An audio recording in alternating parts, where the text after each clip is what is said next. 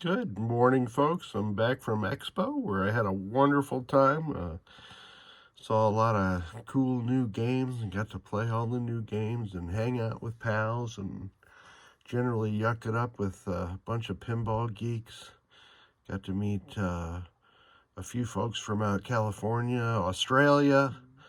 It was a really good time. Highly recommended. This morning we are working on an 8-driver board the client sent me, and it had one failed transistor and one that was installed kind of dicey, so I have replaced both of them. I just wanted to talk a little bit about this board. The board is always jumpered so that W4 is in, and W4 is the jumper that selects address, what is that, 3 Frank Echo Bravo, and it's always addressed like that by the WPC MPU.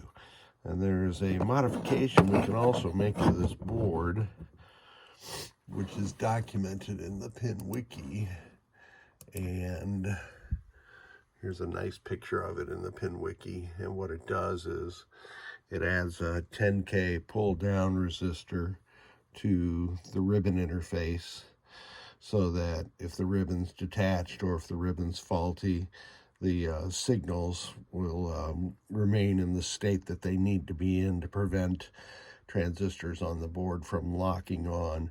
So you add a 9-pin, which is an 8-bust 10K resistor across the legs of the IC on the other side, and then add this 10K discrete resistor to this location also. Again, there's a great picture in the pin wiki.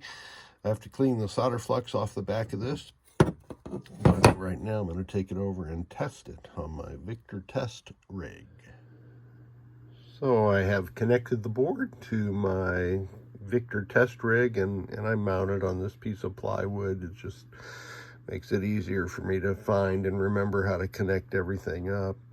Victor's test circuit uses a PIC to drive this board in both switch configuration or solenoid configuration. So I'm gonna change it to switch configuration with this big old push button, and then we will run the test.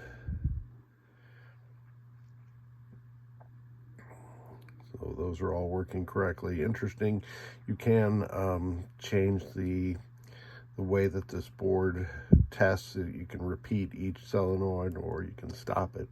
So I'm going to stop it. I'm going to change the state back to solenoid, and then we will test in solenoid mode. So this board is now working 100% as it should. Thank you to the client for sending it, and thank you to Victor for building this little test rig, which makes testing these 8-driver boards offline so much simpler.